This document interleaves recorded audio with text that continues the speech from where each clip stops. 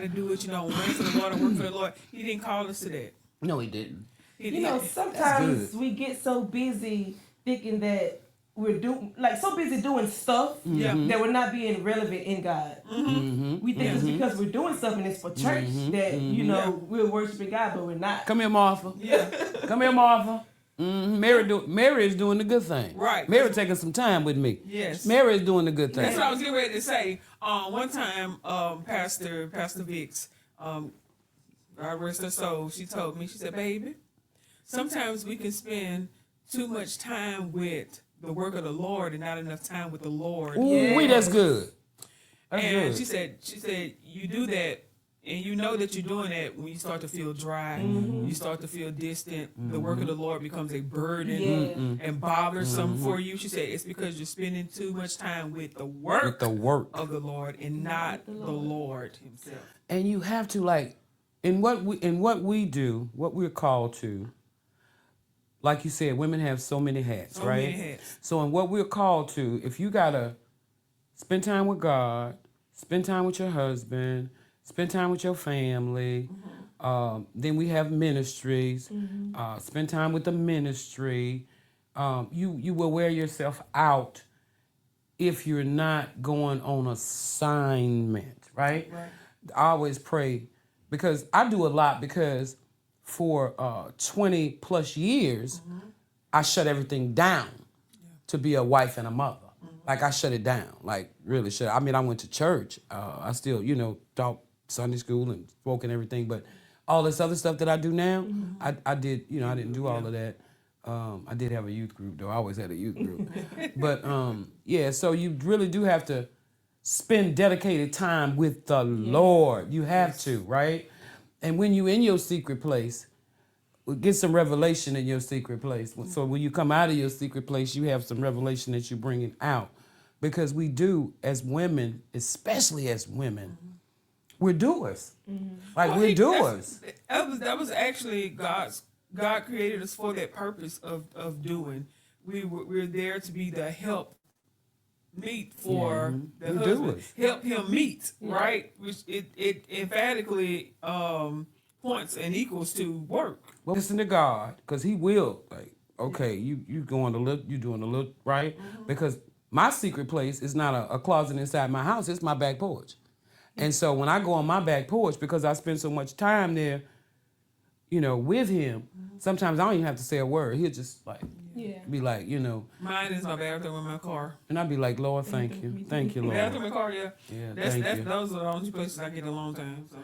I think I do so much because for so many years I didn't get a chance to do. And then I'm a journaler. I'm a reader. So what I used to do is after everybody would go to sleep, I would get in my bed and I would write down stuff I wanted to do. Like I would write down stuff I wanted to do. And God just literally, and I thank Him for this, He just literally is letting me do all the stuff I wrote down when I couldn't do it, right? Yeah. Because I was dedicated to being a wife and a mother, right? And women who can keep it all together. I really do. I admire women who can keep it all together. Yeah, I really do. And there's a method to the madness, keeping it together. The first thing is balance. Yeah. And you have to balance it, and it's not about it's about who or what needs more of you at this point. Yeah. Not necessarily 50-50. I do part, he do part.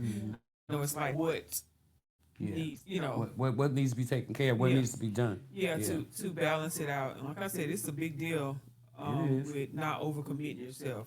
It is because like we want to be, because that's the primary relationship, right? That's the primary relationship. And if you get too caught up, like you said, if you get too caught up in everything else, are you just working? You know what I'm saying? Are you just working? Because if you're just doing too much, are you worshiping? It's too much, right? How could you be spending time with Him and you just, you want to do everything. You want to, I don't want to talk about dinners, but because I don't cook, but You want to do dinners, you want to do this, you want to do that, you want to do the other. Then you still got to do all the other stuff that you got to do, and you tired. There's no way you can do. Boy, that's the By the word. time I got to my third service, I was almost dead. Mm-hmm. And so what's it all about? At the end of the day, like, what's it all I'll tell you about? what it was about for me. It was feeling needed. Yeah. I didn't, because singing and being able to help it used to define me. Mm-hmm. If I couldn't do anything for anybody else anymore, I'm still valid. You're still valid. Yeah, I'm still loved of God. I think when you're free in Jesus, you no longer need outside validation. You no longer need outside validation when you're free. Yeah. A lot of people are in church 40 and 50 years, but they're not free. Yeah. They're not free. You know, so I think when you're free, it kind of helps too, because you don't mind saying no. You don't mind saying, well, you know, if y'all don't have me back, you know, it's fine with me. You know what I'm saying? Like, you don't mind. Like, but let me ask y'all a question. If you are free, and if you do carry yourself like that, do you think that brings feelings out of people of jealousy, you know, of maybe wanting to do things secretly to try to disparage your name and things like that? Like, do you think you being who you are affects people like that, right? That they would, you know what I'm saying? There are some people that it does affect, but, you know, I've learned that no matter what you do, good, bad, great, mediocre, somebody gonna not like it, somebody gonna talk about it. You sound like your mama. That part right there. That part no right there. matter what you do, so you can't live your life, you know, trying to please everybody, because you would definitely run yourself ratchet. Yeah, I mean that part. And being a people pleaser is, you know, that's a sign of somebody who is not free. Yeah. Somebody that doesn't have self-confidence, self-awareness, low self-value when we want to people please.